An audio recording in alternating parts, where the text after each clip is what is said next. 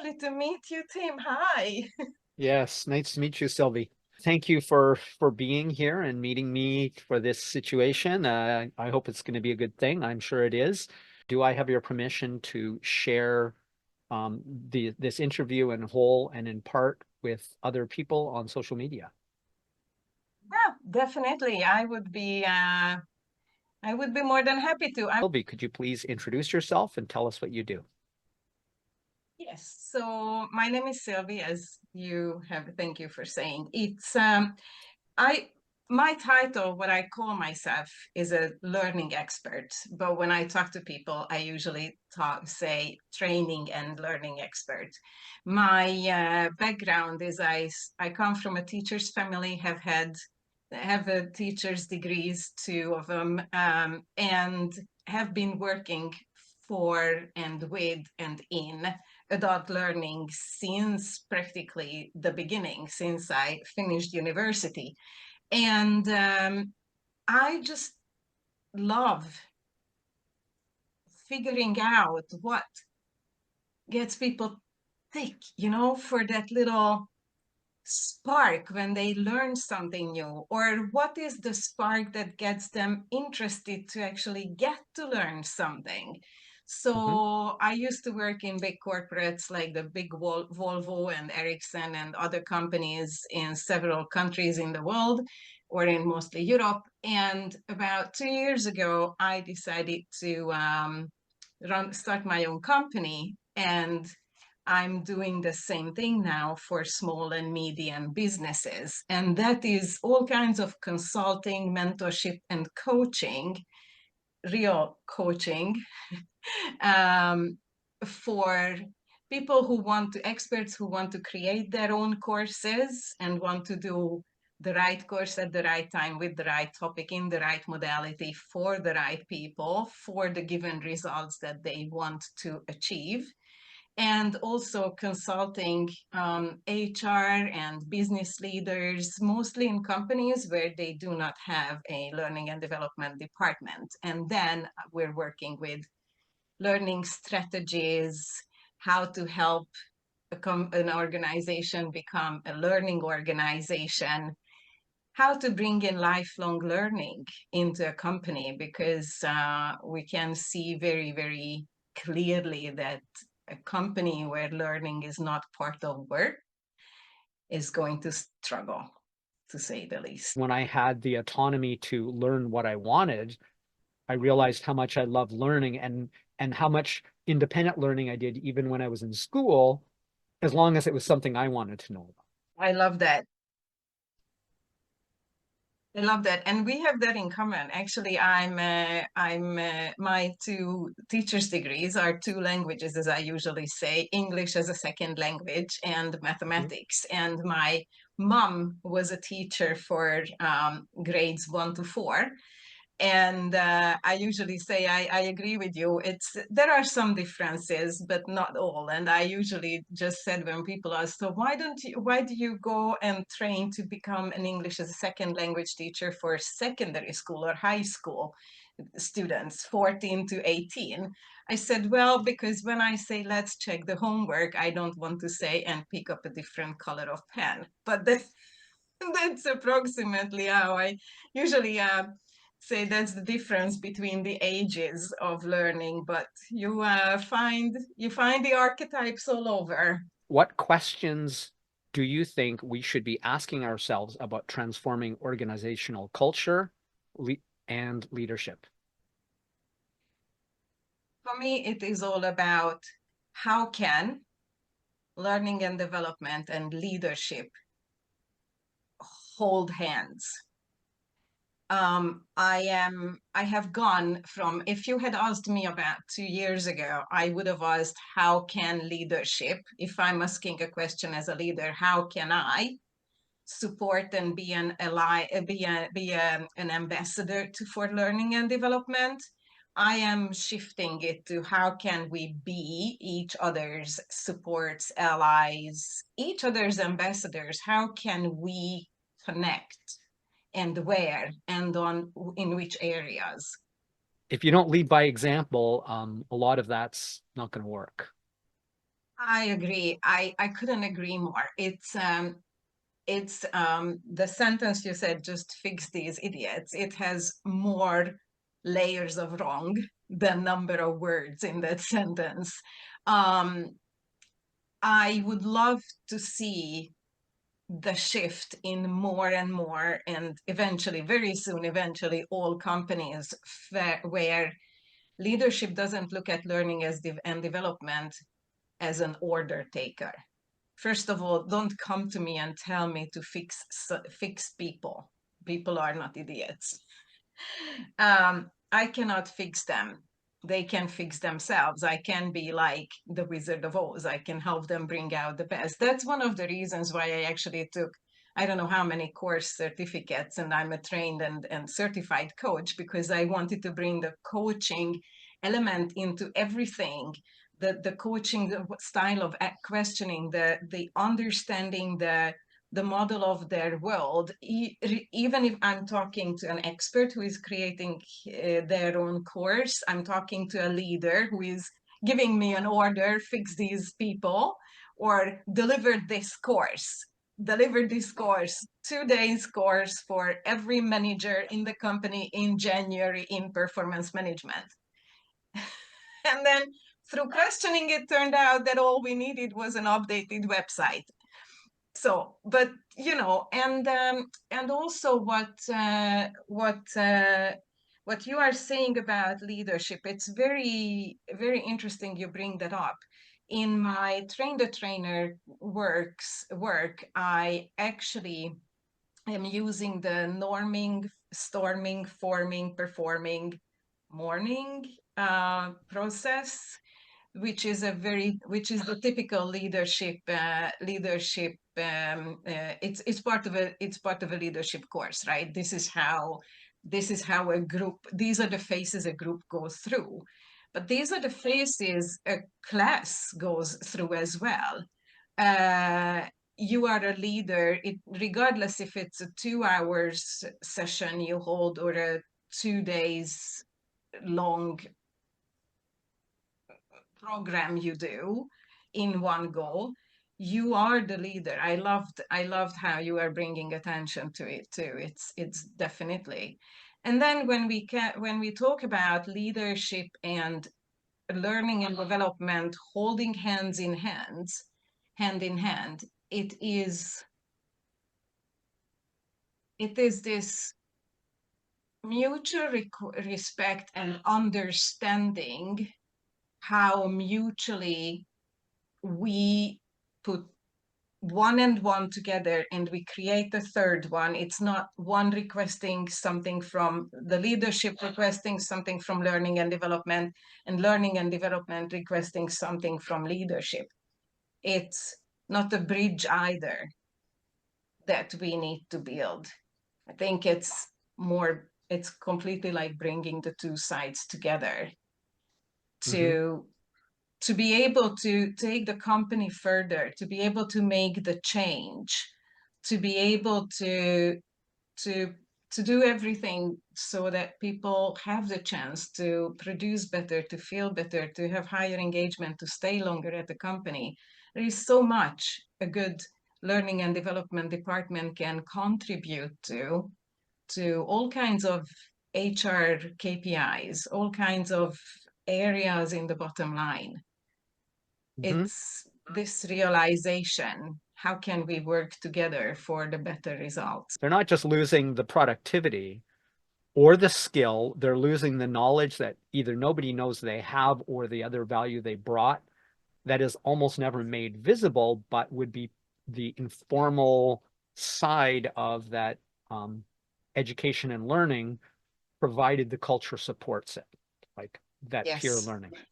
And it brings up so many thoughts. First of all, I am more than thrilled to hear this from someone who usually talks to leaders, because this is exactly like what we learning and development would love to hear. Not would love to, we love to hear it when leaders reflect our way of thinking, like learning and development's reasoning for us to be getting a seat at the table for a leader, a top leader, C-suite, pull out a chair here, sit here with us at the conversations.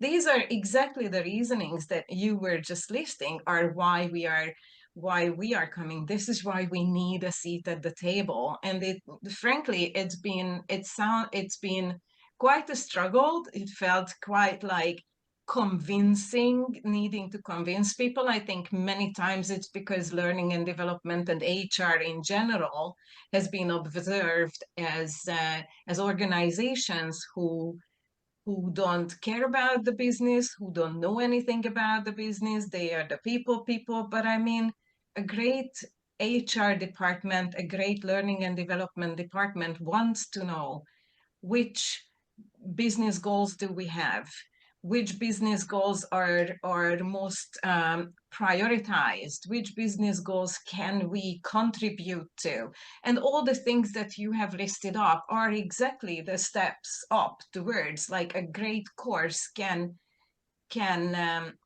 start such a ripple effect into leading up to innovation, to higher, better customer service, to all kinds of results. And this one about people want to develop. That's one of the reasons why we're not called corporate training anymore. We're called learning and development. And it's not only a nice word shift. It is actually, I have seen it the past 20 years, it's a huge shift in how learning and development departments and HR thinks about learning and development. We are not training people. We're helping them to learn. We're creating learning opportunities so they use their autonomy. They use they can increase their mastery, and they can contribute to the purpose, not only their own purpose, but the company's purpose. And so many times I sat with top management, with high-ranked thought leaders, really top engineers at companies. And I sit down and I say, so why do you want to create this course? And then they give me the answer, well, people need to learn this and this and this. And then we dig deeper, but why do they need to learn it? What do they have to be able to do? What business results are we connecting to? Mhm. And I usually got two different kinds of reactions or get. One is, oh, that's a great question. Let me think. And they dig and they think, and you can see this. The realization of, with my mastery, I can contribute to a purpose. And then you create better courses, obviously, because then you are reverse engineering the whole thing. What business results do we need to contribute to? What do people need to do to be able to help that business result? What do they need to learn? The classical Kirkpatrick backwards, right? The Kirkpatrick 4 levels of evaluation backwards. And it's just you can see this. Oh, I am not only delivering a course. And then the others are like, when I asked the same question, the others were like, it's so nice you're asking. Nobody has asked me this. When I'm talking about it, they are not listening. I would like to show people that I am actually thinking through these things, and I am doing this because we have a KPI to reach, because we have a sales goals to reach, because we have a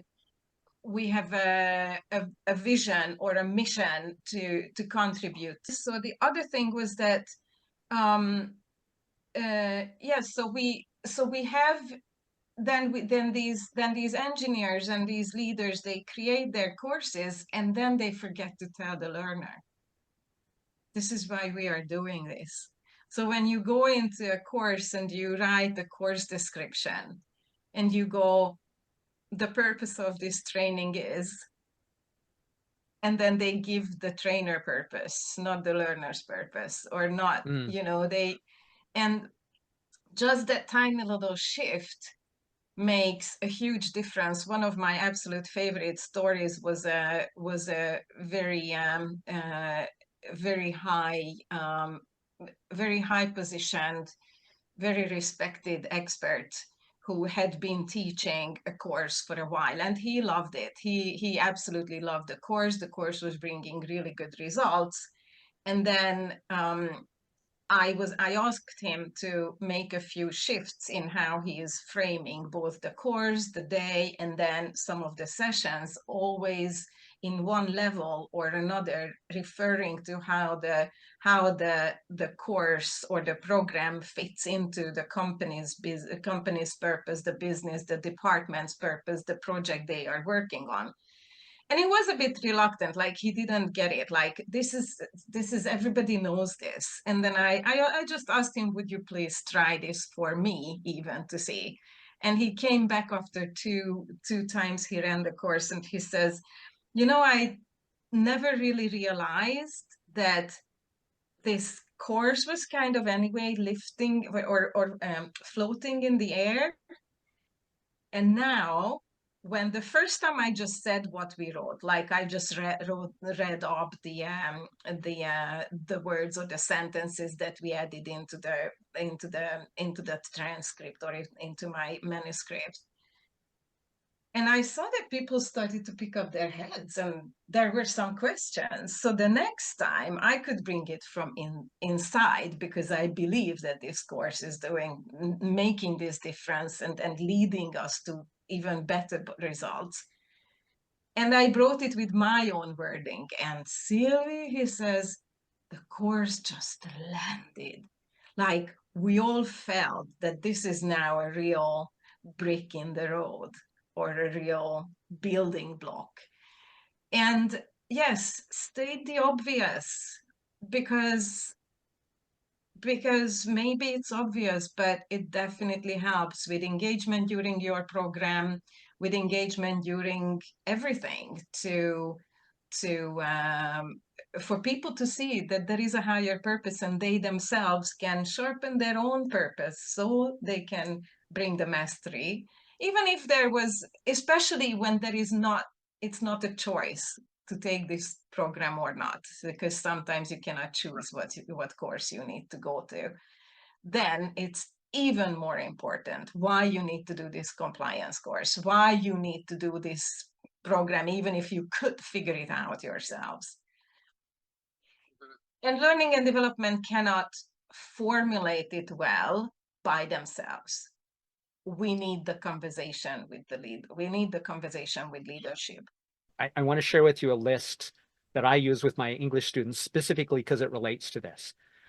When they know the why, then things like this is literally my checklist I give to my language speakers, especially my in this case, they are mostly high-level speakers who just want to really refine their pronunciation and learn. And they think, oh, I need to learn lots of grammar rules and lots of pronunciation. It's like, you don't need to learn any of those. You need to learn these things. You need to learn frequently with challenging topics for your level. It should be engaging, applicable, meaningful, relevant, and it needs to be repeated with immediate expert or objective feedback. It's like, that's my learning system right there. It's very interesting you're bringing this up, because my mom was my own mathematics teacher from year 1 to 4.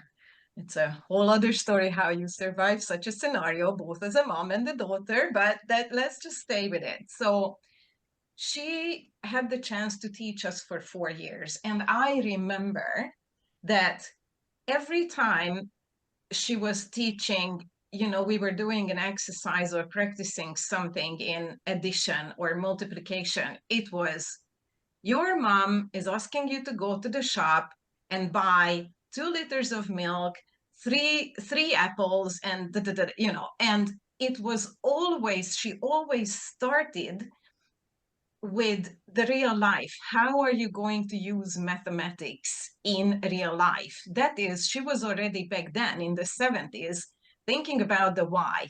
Why are you going to learn it? And so I think we were 28 or 29 in the class, and 24 of us went all the way to become, to college or university or anything, with something connected to mathematics. As I said, I'm a teacher of two languages, English as a second language and mathematics, because mathematics is the language of science. And there are so many people who say, oh, I have always hated math, or I don't know math. And I'm like, did anybody ever tell you why you should learn this? How is this gonna help you?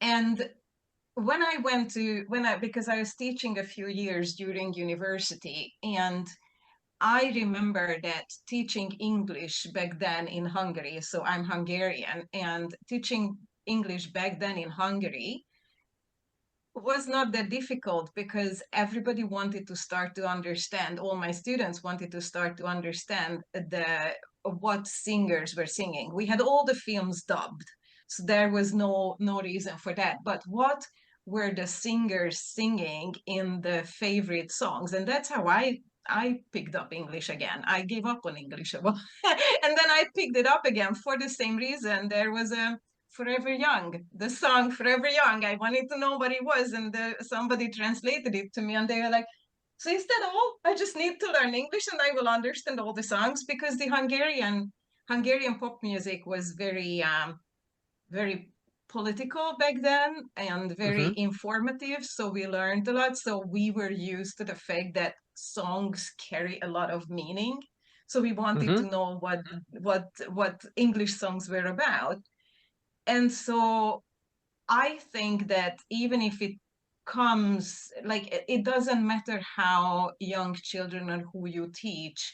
I think that the forever conflict of I hate math, or it's not, maybe not a conflict, but the forever belief coming up, I hate math, it's like such a pity, because once you know why you learn it, it becomes easy.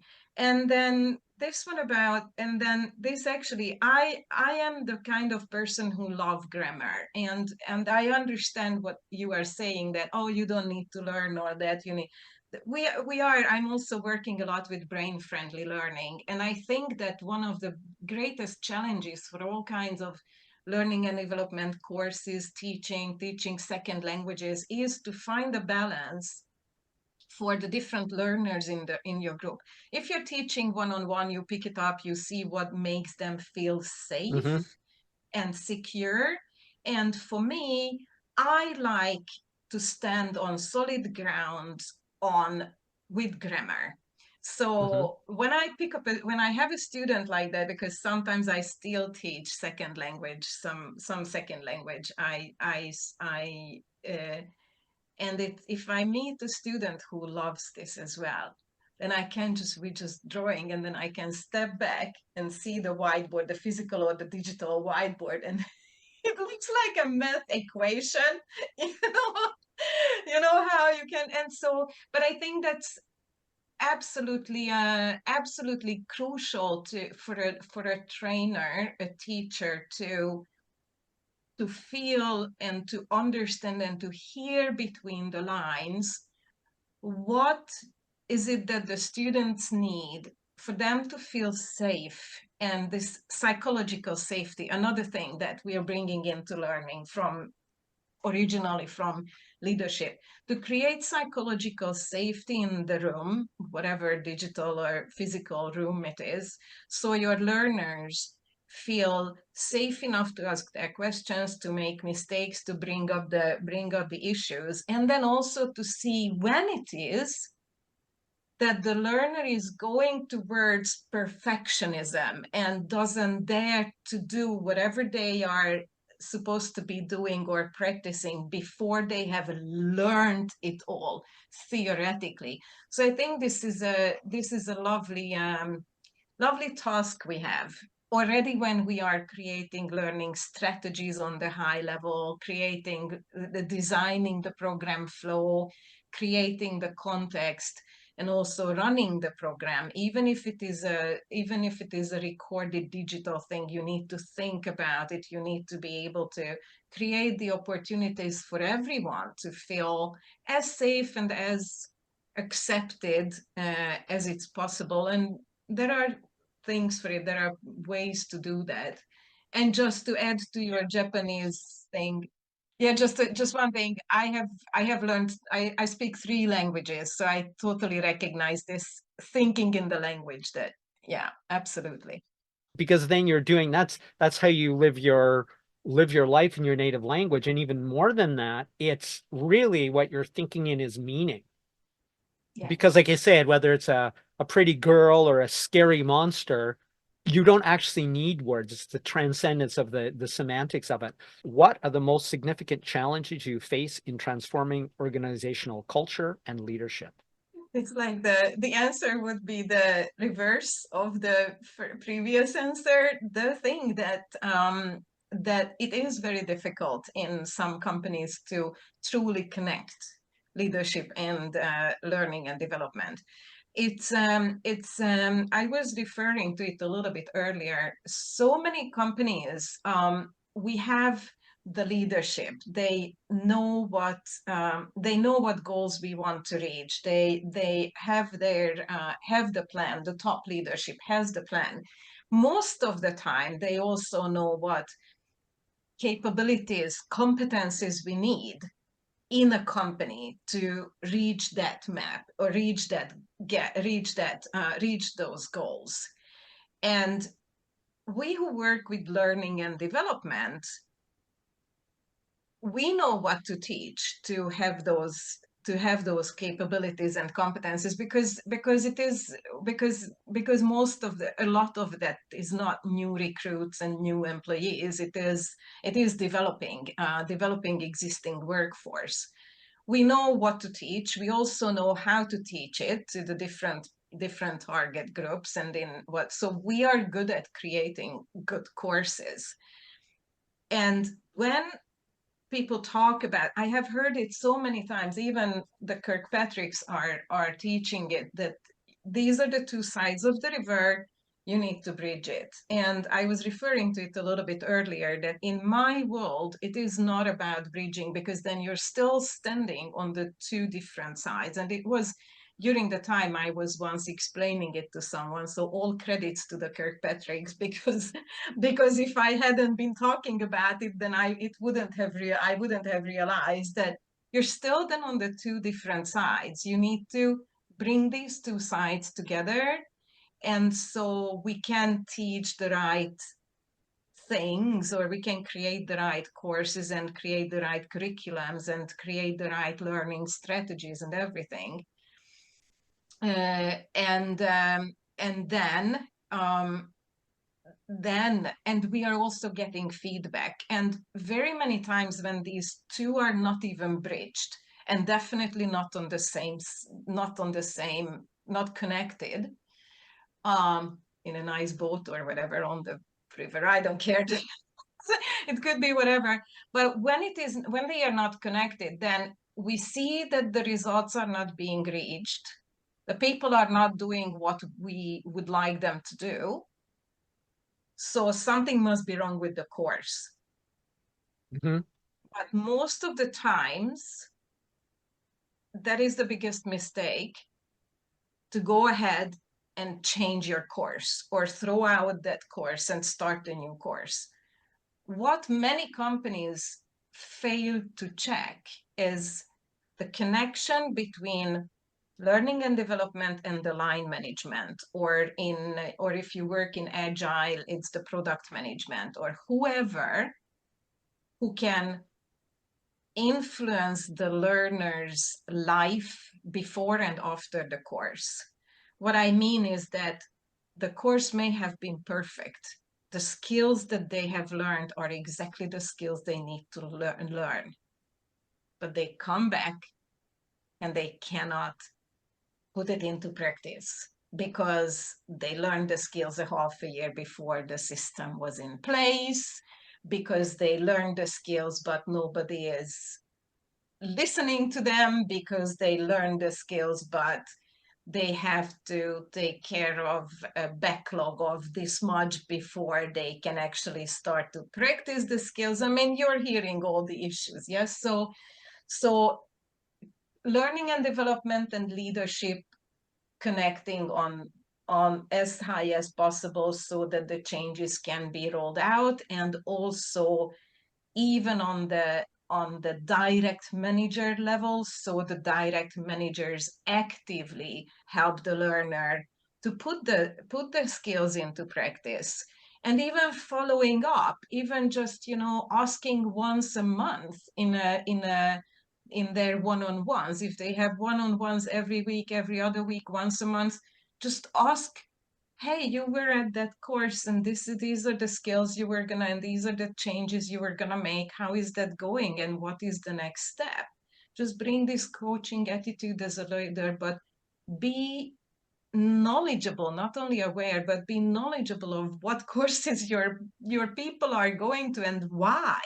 Could I just add something to that before we jump to the next Sure. question? You mentioned that if they are, I think you said oblivious, or if they don't know, if they don't know what the people are doing and what they are learning.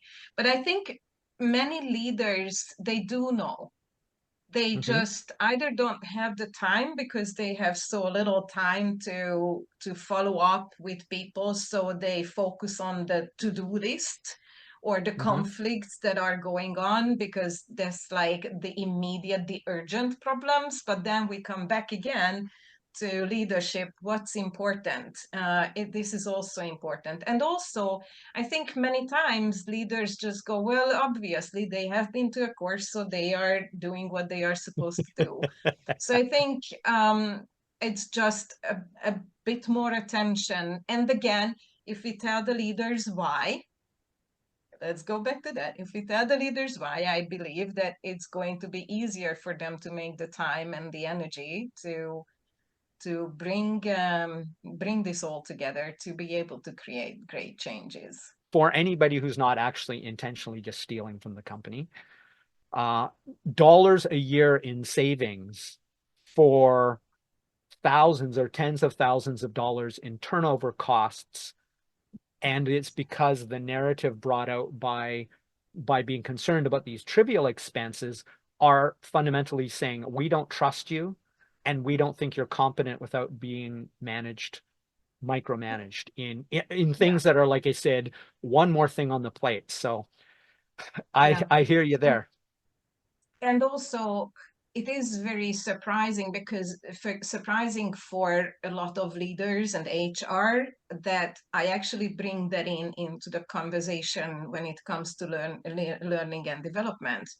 I don't remember the numbers, but it was around half of the workforce asked in a huge study in the US. I can look that up for you, if you want to add that link.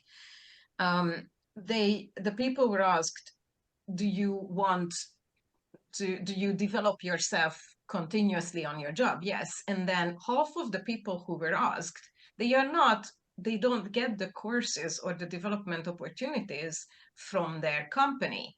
So they are Mm-hmm. paying for it themselves from their own pocket, using their own vacation time for it.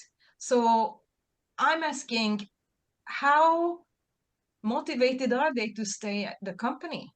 Mm-hmm. Seriously. As soon as another company says, as Amy Edmondson again, learning is working, and here you are, if this is the development possibility, then we pay your program and you take half of it or all of it on work time. So half of your workforce is ready to leave for another company, and that's your turnover cost.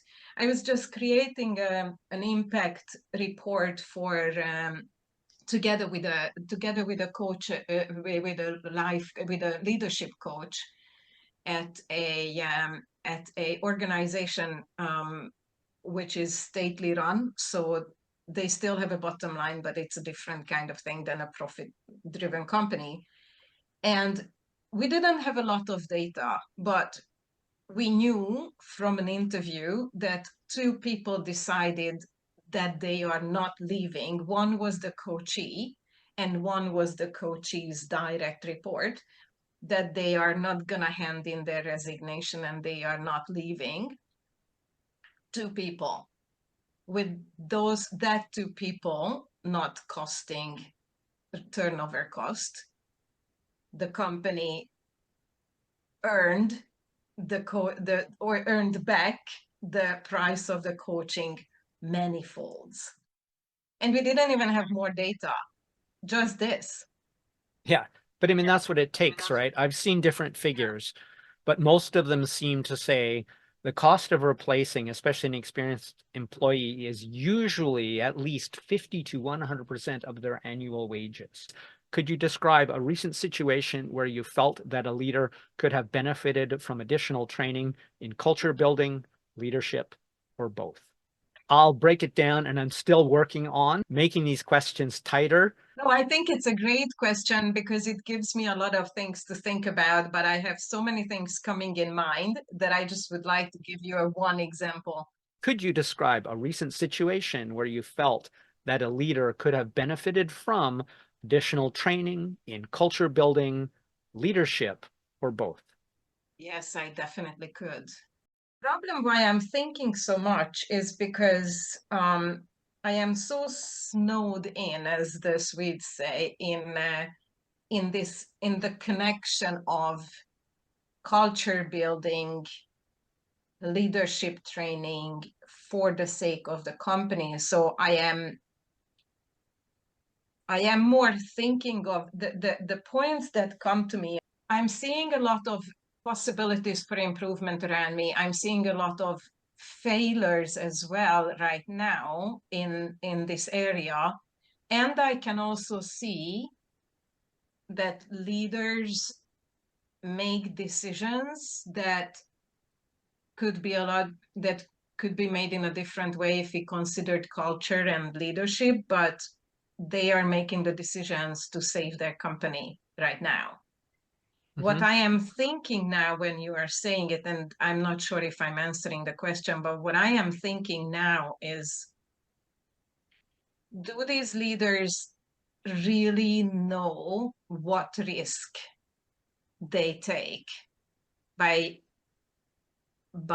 making decisions that is like, leading with the pointing the finger, command and control? So I think my answer would be yes. This is my answer. I'm getting it there. So my answer to that question is that yes, I can see it. And where I see that they should have needed this particular situation, they should have needed a short crash course even in psychological safety. How do you create psychological safety when you have to communicate a very, very tough decision? In this case, the company, because of the economical situation we are in, has asked everybody to cut their work time and salary in half so that they don't need to fire people, which was it was well communicated, but everything that's been happening since is not reinforcing the people that the sacrifice they are doing is really just temporary, and that we're still thinking about you all and we're working hard, because the leader does a lot of the work. The leadership does a lot of the work behind closed doors. And so people see that they are working half time, getting half salary, and they don't know now. It's been 4 months. They don't know how long it's going to be.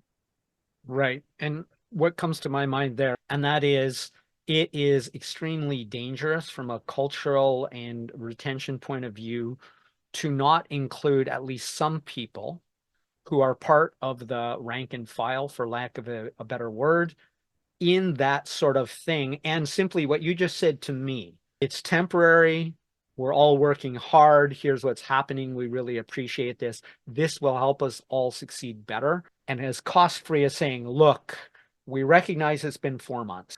We're still in this situation. It's working, and we all still have jobs. I too took that pay cut. Like there's so many things that could be done there with simply words and a few minutes of time, which would vastly improve the odds that they feel invested. It's like, we're in this together. What you're essentially saying is thank them for their loyalty. Yeah, but assure them that we're in this together, and simply the communication of words instead of just saying nothing, keeping them in the loop would make a world of difference. Yeah. So the next question is, what specific outcomes would you hope to achieve through training in leadership and culture building? Well, I would love to say it depends on the company's present situation and goals. That's what it is.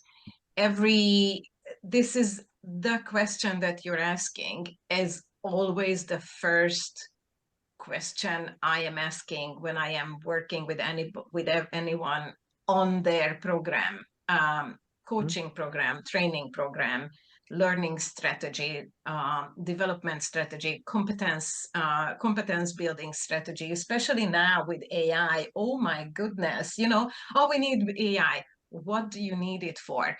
And of course, it is, they know what they know. They know the situation. They know where they need to be better, what problems they need to fix. And I'm not afraid of asking about problems to fix. I always tell them this is gonna stay between us. Let's just list them. Outside we can communicate challenges, but let's just talk. And they go, yeah, well, it's easier to talk. It's there.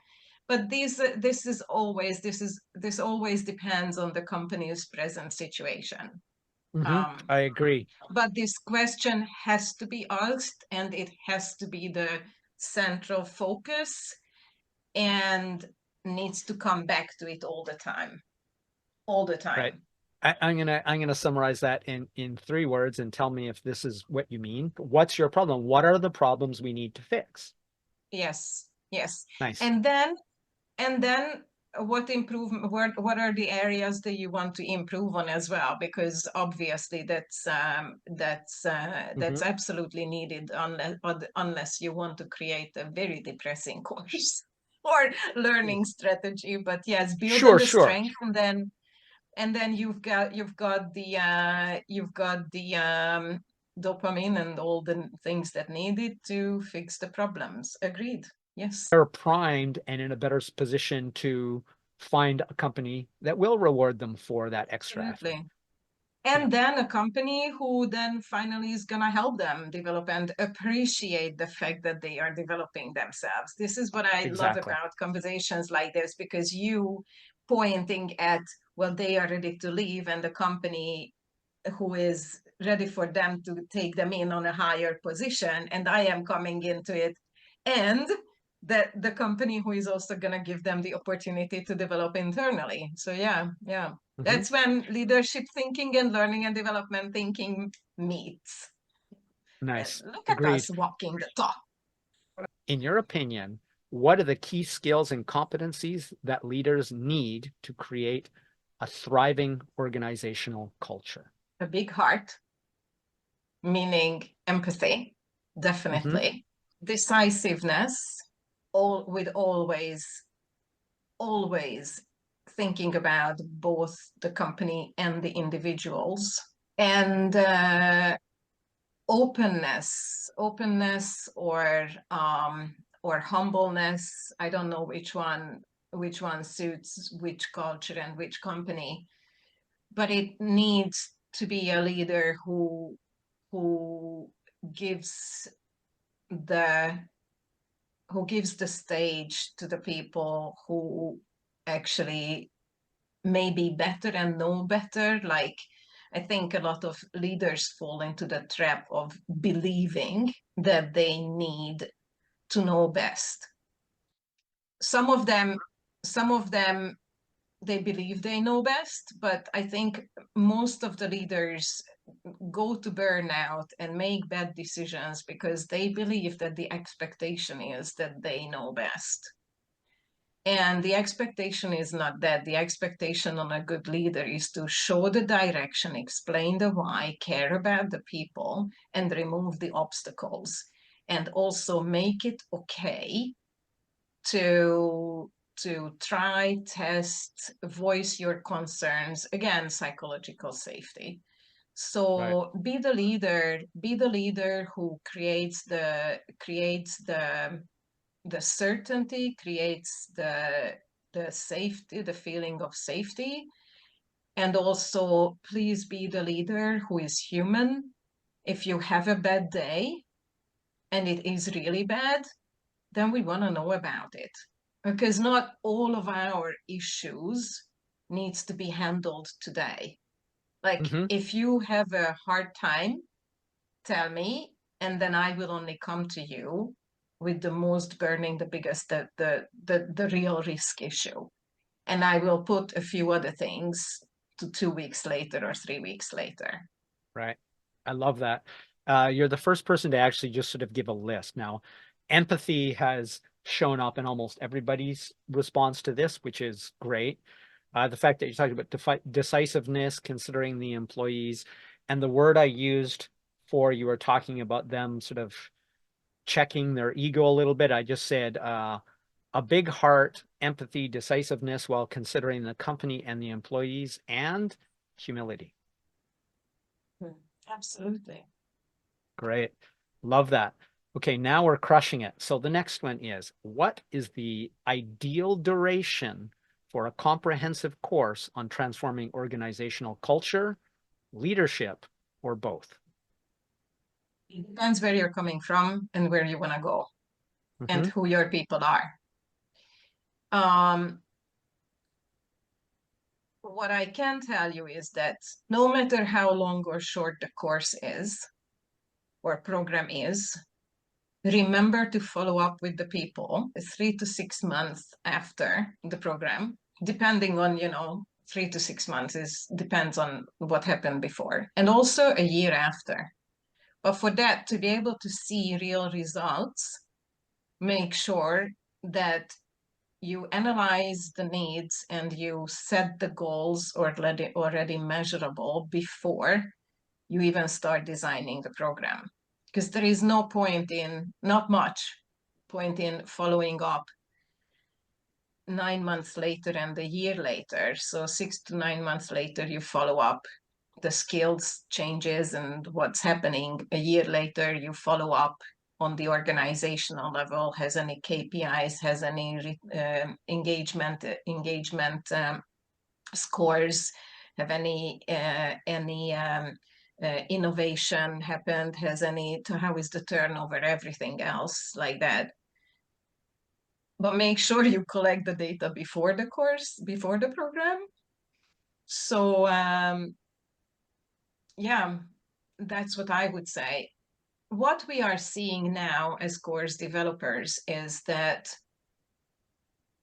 the lovely shift, what we often call the flipped classroom, the lovely shift to letting people learn a lot of the things, the theory, the basics in their own time, Mm-hmm. from recorded sessions, from TED Talks, from from PDFs, from whatever. So they can either whiz through it if it is something they have already known, or they can go in their own pace and do it. And then when you bring them together, then it is going deeper and also working, excuse me, working together, making the practical things. So that's why I think it's the ideal thing always happens to where you are, who they are you're working with, and where do you want to get to. Mm-hmm. You can't get to your destination or know how close you are if you don't know what the heck the destination is. It's like, there really is no endpoint if you're doing it right, in my honest opinion. Most of the times, yeah.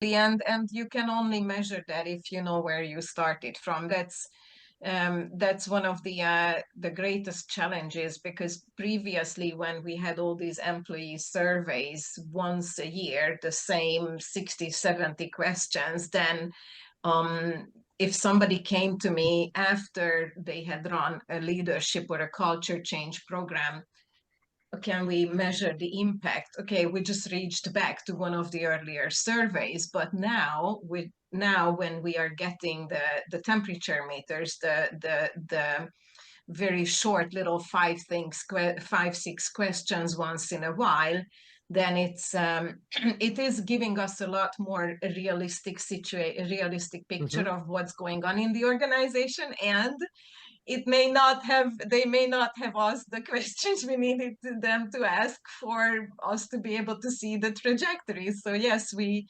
now, as HR is progressing in these areas as well, we need to be even more called to the table at the very beginning. We are working Mhm. on this cultural change. We will need these training programs. We want to be able to see changes here and there, then we need to make sure that HR is asking a few questions. If I understand correctly, it's like you drop a few questions that they can actually take some time to answer. There's only a few. It's more And effective. they also think which management level you're asking about and stuff. And also don't forget the daily situation I am in. If it's a good day, I answer the questions in a different way than if it's a bad day. And if I only Yeah. got the possibility to answer once a year. So it's a lot of layers. But back to the point, that there are some really, really good questions in these employee surveys where we can measure, and from experience and studies see what 1% increase in employee engagement leads to. So many things that at the end of the day improve the bottom line. For many, it may feel very far-fetched, but when we draw up, the steps, then they go like, oh yeah, that's true. I never knew that one good program can make such a big difference. And yes, so yeah, especially and even more so when it comes to leaders, even more so. Leadership buy-in is a big thing in terms of the success or failure of any kind of change management. Absolutely. And if the leaders go to programs and they talk about book clubs or books they read, or they go talk about the programs they go to, or the LinkedIn learning course they took, or the TED talk they listened to, this becomes the norm. They are role models, and also not only people follow what they do, but also people feel, excuse me, that I'm allowed to, Right. which And even encouraged to, ideally. encourage to, allow to, Right. permission, yes. What factors would influence your decision about the ideal duration? For me to adjust that time, well, let's say that we created a program, we did the analysis, we created the program, and we ran the pilot. And in the pilot, because that's where it is easiest to see, or the most safest Mhm. place to see, in the pilot, we see that we have over-explained things that we just thought people didn't know. They knew, Mhm. they just didn't have the opportunity or the possibility or the drive to implement. So we can take out parts, or the Right. opposite. During the pilot, things come up, people start talking, and we see that we need to work more on some issues. And the absolute thing the thing that many don't think about, maybe we need to cut out a piece from a course, or some things that we're expecting people to do, they cannot do it because there is an organizational issue. Mm-hmm. Then you just cut that part out. You create a follow-up course, you shorten your course, and you fix, so to say, the organization, so that the new learnings in the next, what you cut out, that lands in the right place as well. But what is it that we don't know, we didn't even know, right? The unknown Absolutely. unknowns. Nice. The humility comes back, the curiosity and humility comes again, doesn't it? So leadership Mm-hmm. and learning has so much in common. If there isn't social proof that high-ranking people actually care about this. And that means in action, not just in a speech saying, go team, change everything. I'm going to sit back in my office and be the same person I always was. No. That's not going to work. We're coming back to care about it. Ask the people, how Mm-hmm. is it going? What's happening? What can I do? At the Volvo Group University, when we founded the whole Volvo Group University, it's, not cars, but the group with the Mm-hmm. big machines and the big vehicles.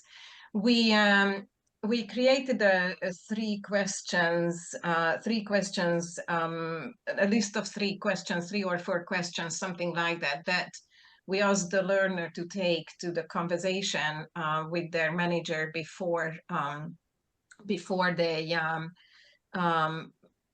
they went to a course, especially anything that was over 2 hours. We asked them to do that, and one of the questions we also sent to the leader, to the manager, and we asked the manager to ask the participant, "What can I do for you to Mm-hmm. ensure, or at least help, that you can fully participate in the program?"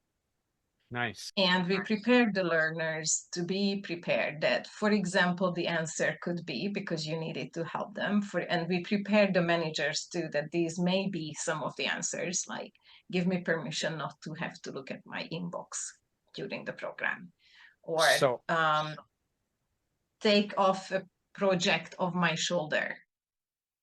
So it's, yeah. So crash course, mm-hmm. Volvo, the brand, you started with the person with the cars, and then very quickly the next product, one of the next products, was a small lorry, Mm-hmm. yeah, and then, so at the end of the 90s, it was a huge company, buses, trucks, construction equipment, and even parts of airplanes, and the cars, and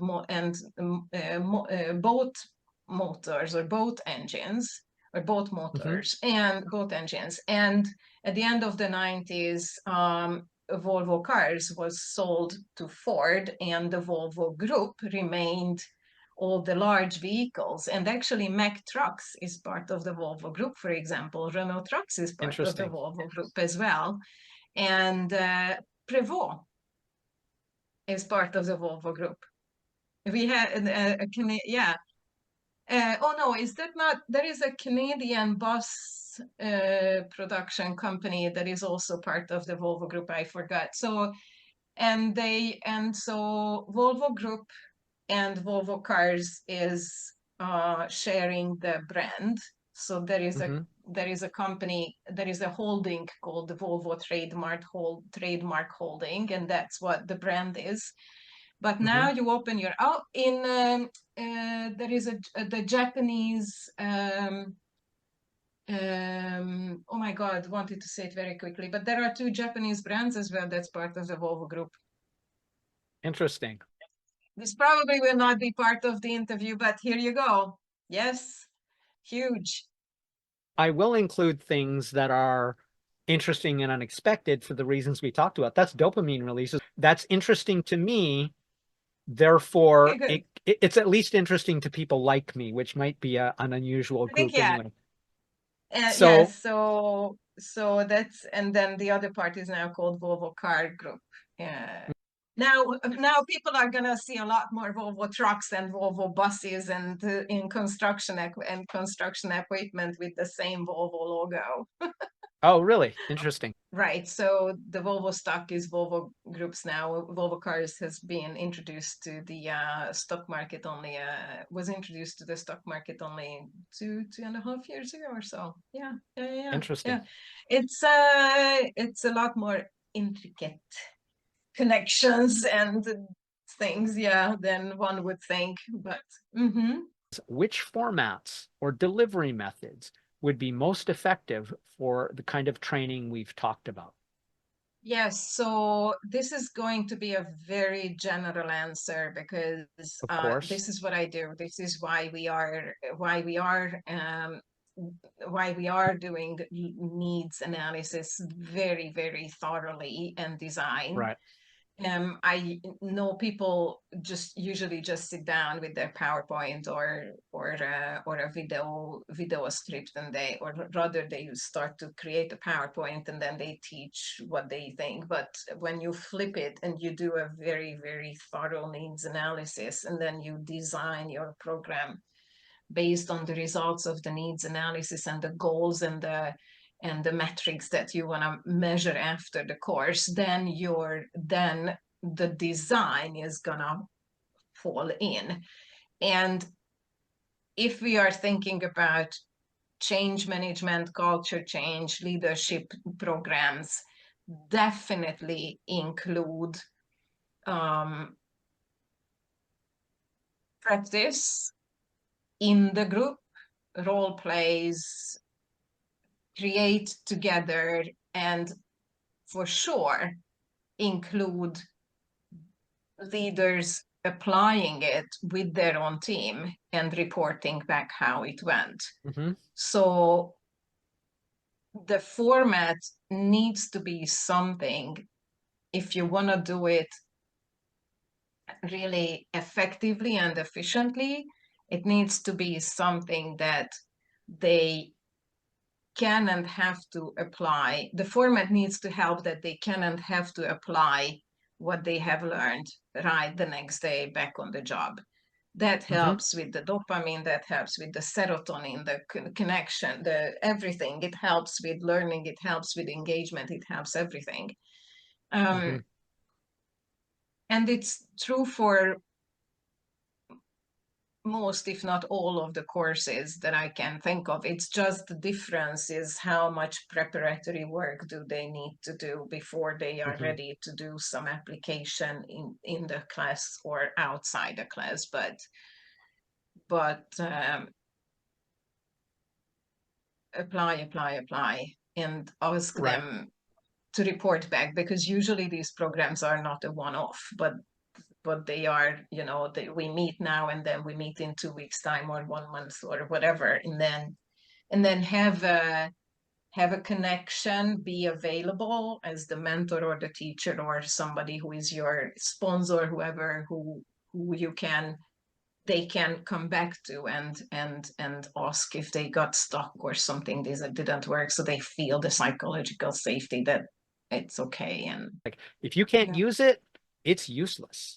And then it is just learning for learning's sake, right? Which is all good too. I learn a few things just because of learning's sake, because I think it's interesting. And then it comes to use or not comes to use. I'm a typical what learner, if we are thinking about that. But when it comes to languages, it's a very interesting thing, because when you are teaching English in Japan, your learners will have to be probably a little bit more creative in finding ways to apply their language. Whereas if you were teaching Japanese people who had just moved to Canada, that would be a lot easier for them to apply what they have learned. But we can all fix it. Especially now with the world of computers. My kids are practicing their Hungarian, living in Sweden, or the other one lives in Poland.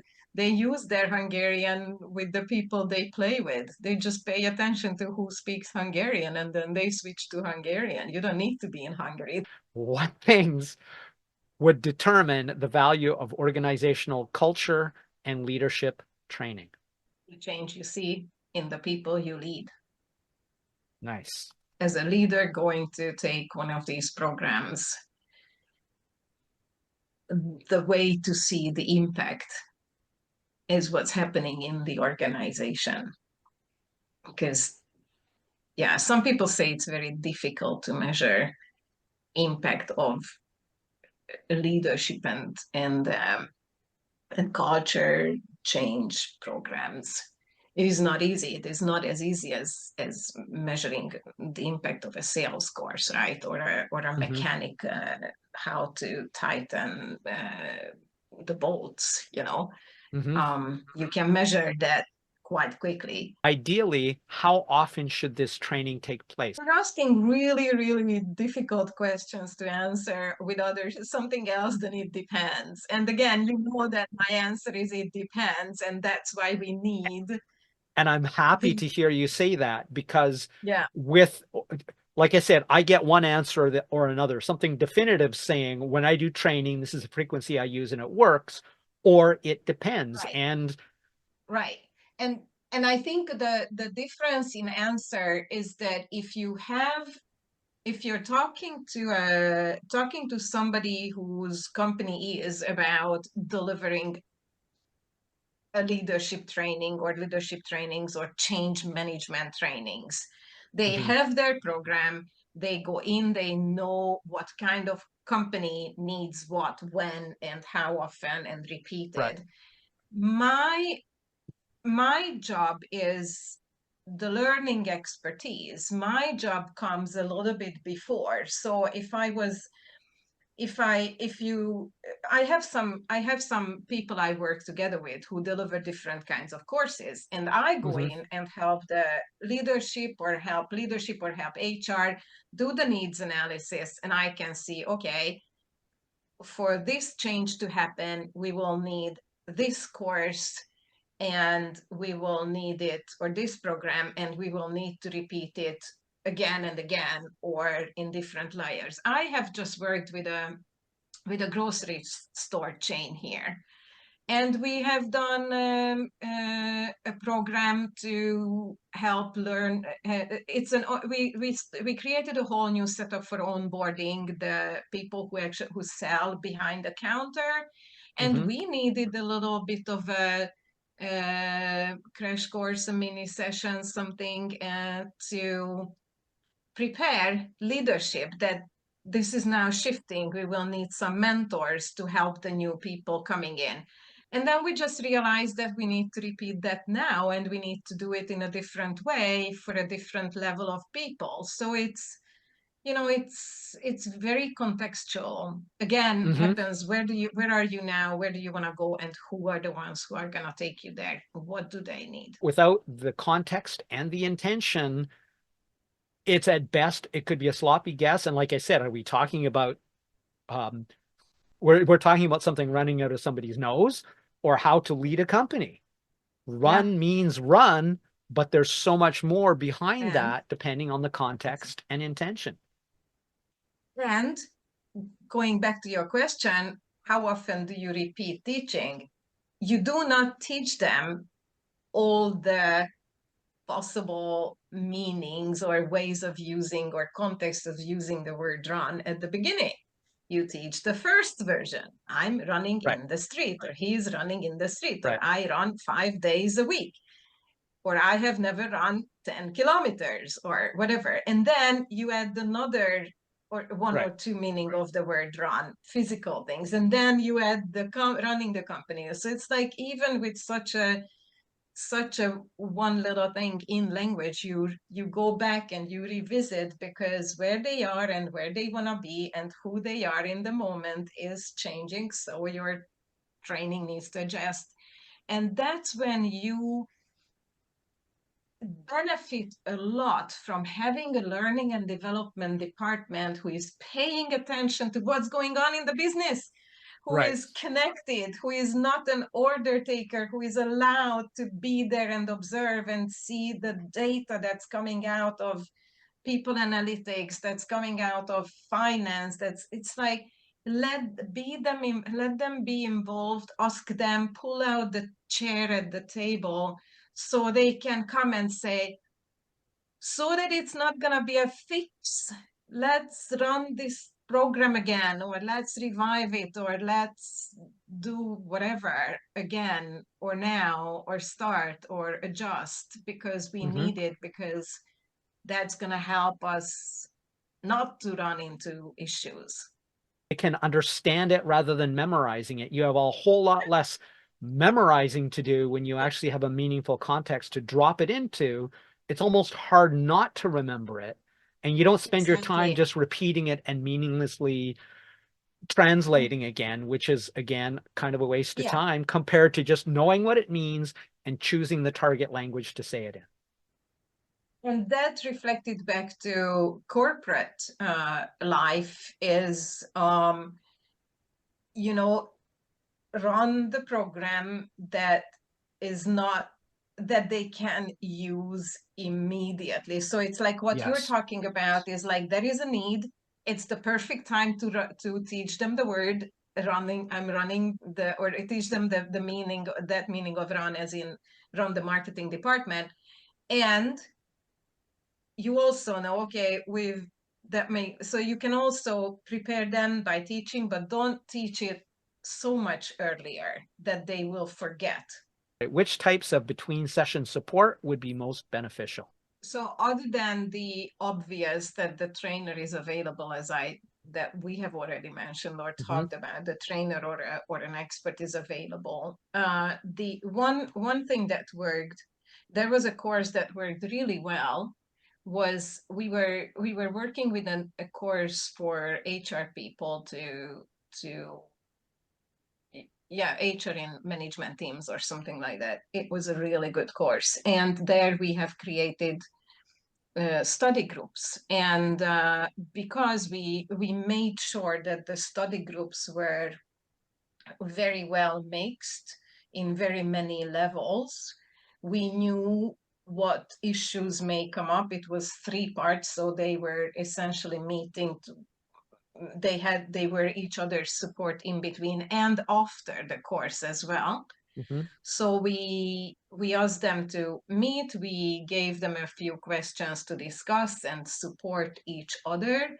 And because we gave them these in between, we also told them, so this conversation is gonna take you about half an hour, book another half an hour to supporting each other. So they were supporting each other very well and kept up, scheduled in after the course as well. And then there were some groups who told me 2 years after they were still meeting and supporting each other.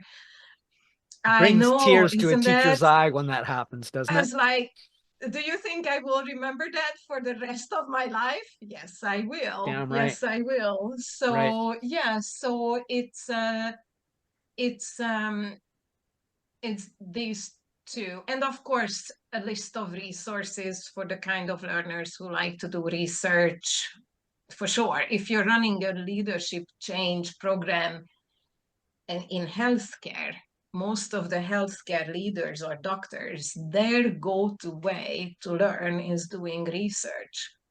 That's what they are gonna do first. So give them the possibility. So again, who they are, where they wanna go to. It's about diversity within a group is the number one variable of sort of the collective intelligence of that group. And when you put a lot of math geeks together, or any experts, they start the conversation on a different level, and they go down to rabbit holes and everything. It's like almost like people say, the curse of knowledge, right? So Yes.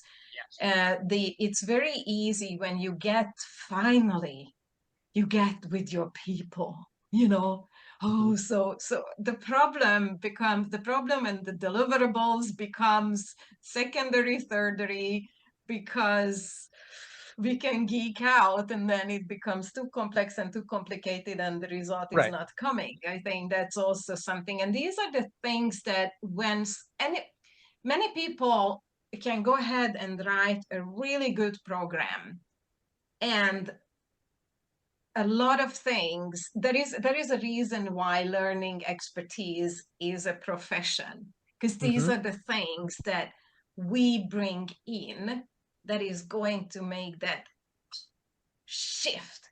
Like, Hmm. if it's not a useful group for me, then I'm not gonna attend the meetings or the lunches or whatever we do after I got my certificate from the course.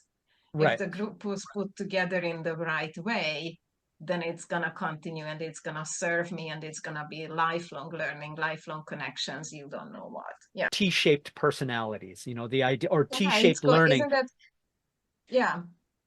Um, I know. Yeah. It's how um, you learn and then the depth you right. go. So you Yes. have, yeah, depth and broad, and I do lots of Yes. broad, and then a little bit of depth. I mean, Yes, you as need deep to. as I can go, but only in And specific areas, and it's pretty and why useful. I think And why I think many people don't think about this diversity when they are creating courses is because we have the experience from going to school and having to be in a project group. And then it depends what you do. So if you need to practice English or Swedish or Japanese or whatever, then yes, you get the most out of the practice if you are practicing with people approximately yours, not a lot more and a lot Hmm. less or whatever. So there, the diversity is not exactly what leads you, but that's what experience we have. And hardly ever are we taught in school when we do project work that why this project works well is because we have diversity in the group. It's random put together. That's what many people experience. And yeah, I'm just going to sit back and let everybody do the work, and they will. And for the rest of the group, that's not so cool. be always careful and have a look. Are they really lazy, or they were never listened to before? So now they would rather not say anything. If everybody writes something down on a piece of paper, Yes. now there's diversity is assured regardless of how shy somebody is. This is, I mean, just this we could talk about for a day. Mhm. But yeah, so many different layers, but resistors are not always resistors because they are lazy. Like I said, I would love to disagree, but I can't because I totally agree. Uh, Ideally, how often should this between session support be available? That that is for some courses constant, for some courses once a week, for some, that I'm not gonna, that is Okay, really, it depends. realistically, how often would be practical and sustainable for such support? I think at least what I usually suggest, if there is no other data, at least have 1 hour a week open house is what Mhm. I like to call it, when the expert or the trainer or whoever is needed to support is Right, available and is earmarked that hour. And either people come in and ask you questions live, or they can send it in and you right, record it, or right. do it, but work at least an hour a week where people know that they can come. Continuous, but not training, learning. So we talk about adult learning happening in the social context, in thing like me and my book, me and my computer, me, the formal learning, and then the on the job. Yeah, do you are you familiar with the 70-20-10? There was a many years ago, some studies showed that the 70% of everything adults learn by solving problems, working out problems, Mhm. doing things through job. 20% is in social learning by the coffee machine or Mhm. water cooler, or in a conference, or during a meeting, lunch and learn, whatever. And 10% is formal learning. Now this has been shifting, and um, Dr. Angela Stoker and her team who is one of the groups who have been doing a lot of research. they are at the University of Berkeley, UCLA Berkeley, and her team is working with the development of the staff.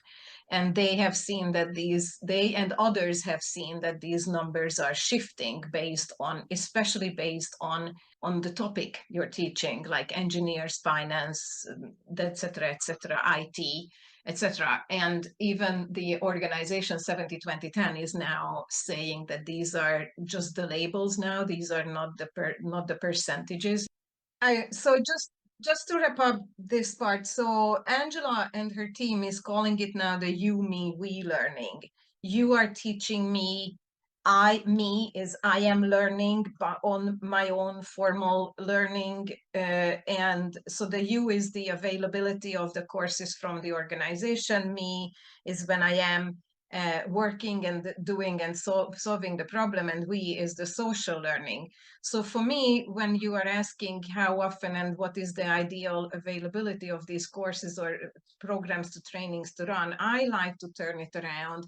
There has to be an opportunity for learning continuously, and there is, just people need to realize that we are always learning. So if in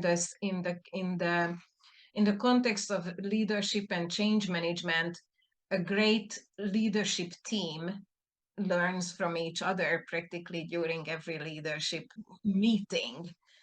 How do you envision training helping leaders address specific cultural and leadership challenges within organizations? Learning in the moment of need. Okay, thank you. Okay. So it does answer it. It's just it overlapped with the last one. So learning. They all do, don't they? All. Yes. So just make it possible for the leader to find the answers when they are looking for it in a formal training, in an availability for them to find the answers themselves, or in a group. Right, as needed. So the next one is considering the potential impact of the training we've been discussing.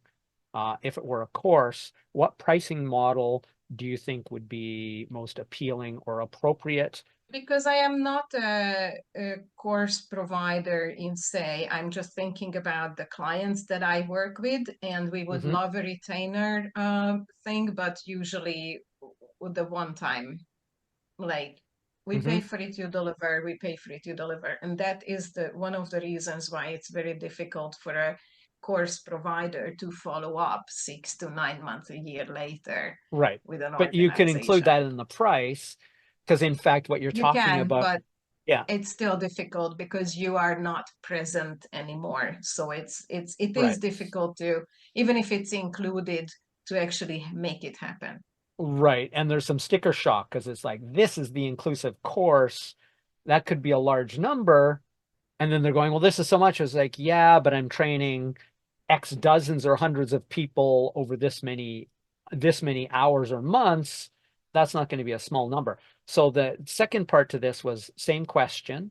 The pricing model would be most appealing if you were the client. No, I would go for the pay the delivery and keep the consultant on a retainer, for some availability for them, for me to go in and consult with them and ask them and have them a bit more present and involved. Who do you know who could benefit from being interviewed by me on these topics?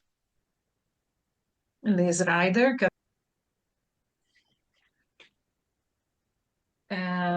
Oh, definitely.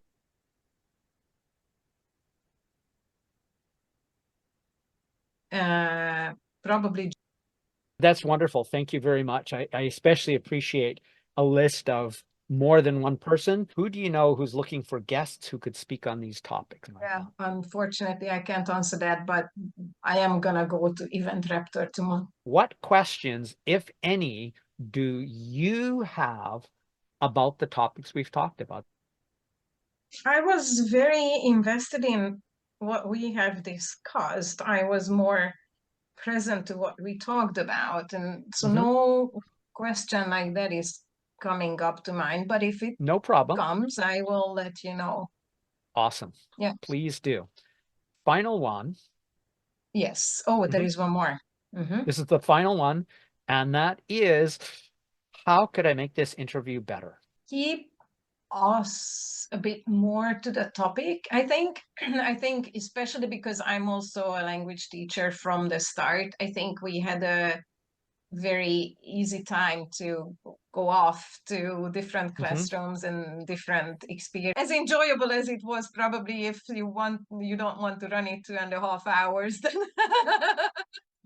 It's been a complete pleasure. I really loved it. We have a lot in thank common. you. Me Thank you too. so much. And Me too. take care. I will see you again. So thank you, I thank you, will, and thank then I you. will connect. I'm looking forward to seeing what you make of this one. Thank you Yes. so much Thank you, for the Silvie. opportunity. Bye-bye. Talk to you soon. Bye.